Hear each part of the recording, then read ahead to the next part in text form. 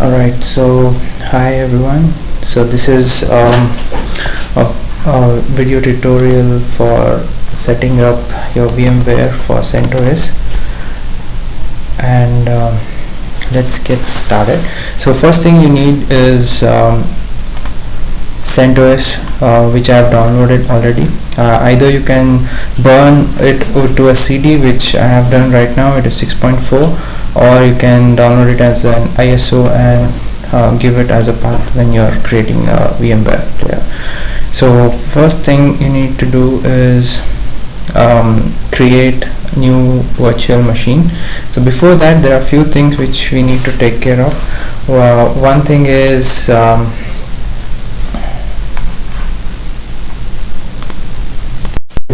which we need to do is actually set 64-bit for your OS. Right now I'm running Ubuntu 64-bit, and if you actually do it without setting the BIOS, this is the error which you will get, and you might want to change the enable the VT on your BIOS.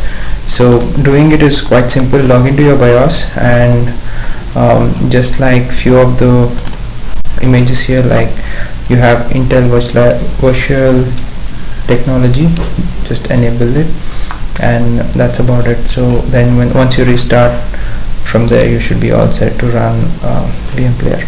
So let's get started. So now it's quite simple. We just have to say create new virtual machine. It'll detect CentOS. If you have an ISO which you have downloaded, this is not complete, but yeah, if it is an ISO, you can just use the ISO. Right now I'm going to use a physical disk and start installing a VM player. So just give any password, or this will be the login password for your new virtual machine, and let's call it master. Eventually I would create a slave as well, so that when we are doing some kind of master slave testing, we would use two VMwares to test those conditions. So set a single disk. If you have multiple files, that's okay, but the performance might get a little hampered, but I think 20 GB of disk space should not make any problems. So these are our settings, and one change the path to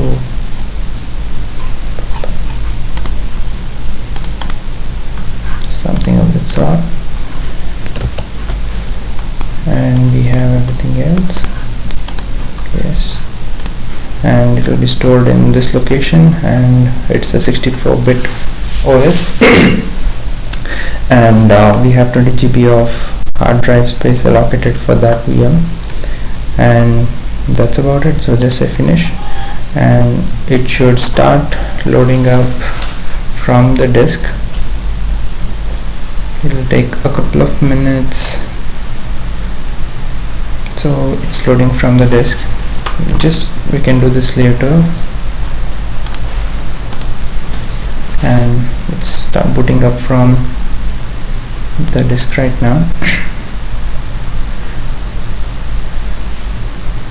Since we have just given 1 GB of RAM, so it's going to be a little slower. Later we can change it to 2 GB by using this VM settings here. So if you go here, memory settings, you can increase it to 2 GB. So when you reboot next time around, it would set it to 3 GB. So click on that. When you click on that, you are in that terminal. If you want to get out, just say Control Alt, which is written here. So click. So the installation has started. This is going to take a while, so I'm going to pause till it has installed and get back once the installation is complete.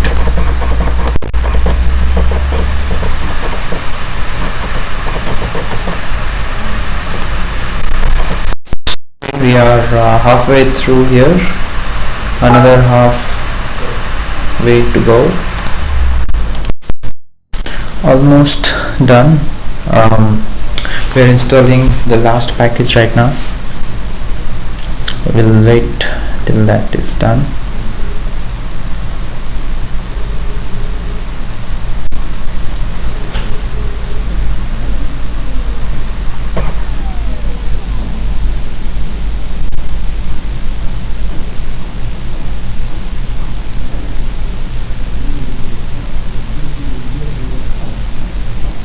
There we go, we have the bootloader installing right now.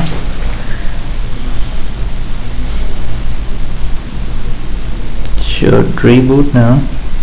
There we go.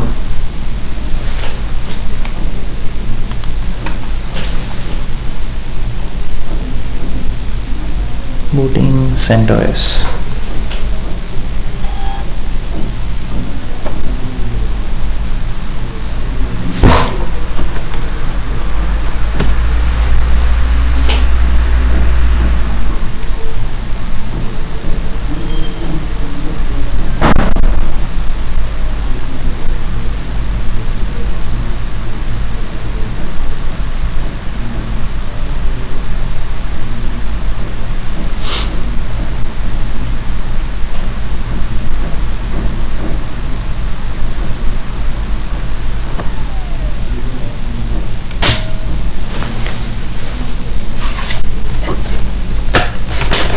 Removing the CD right now, so we don't need that anymore.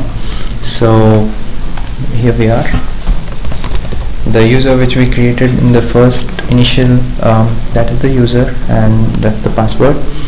You log in and you should see CentOS. So this is a bare bones CentOS and it should not have anything installed in it. So let's look at what files have been created for this installation. So let's go into VM player and we see that we have a lot of configuration files from VMware. So this is the VMDK file, the virtual disk file. So if you look at it, it's going to be around 20 GB, 2.4 GB, but it can expand up to 20 GB, which is what we have given in the configuration. So if you look at VMX, this is the configuration file, and we can open it in a text file and see what information it has. Oops. So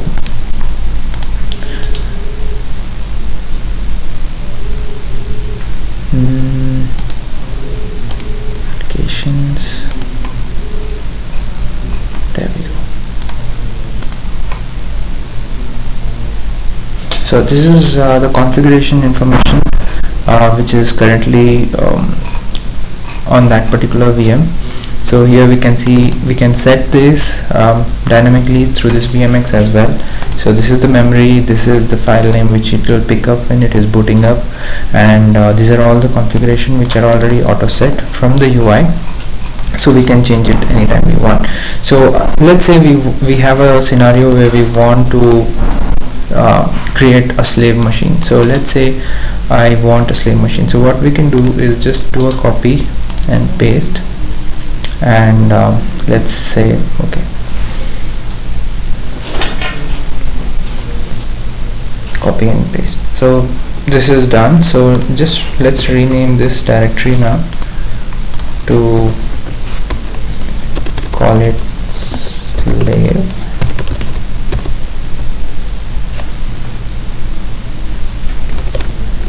Alright, so this is slave, and let's change few things here, and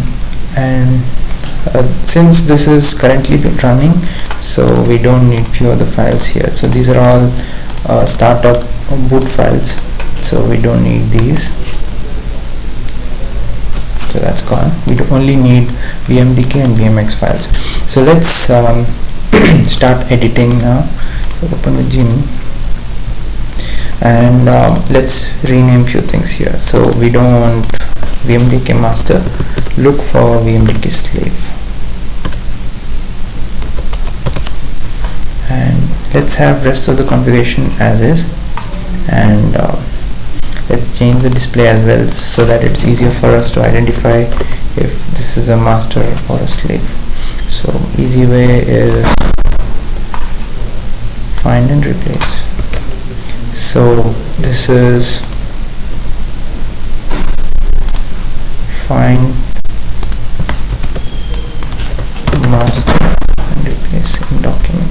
So we have the VMX configuration file will be created as slave, then we have the actual file will be looked up as slave, and we have the NVRAM. This is the virtual RAM which we have set here. That file is created using this name, and that's it. So let's save. This is done. Let's close this, and only thing now is to rename this to slave. That's it. So we have and rename the configuration as slave as well. So we have the slave machine as well. So installing one, we could recreate multiple sub as required. So if we shut down this, let's go to terminal. There we go. So only thing which is required right now is, let's do a shutdown.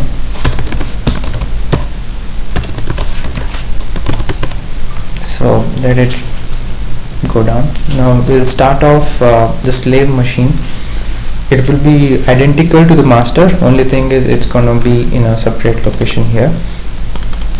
Let's start this off. Okay, oops, so this start with VM player.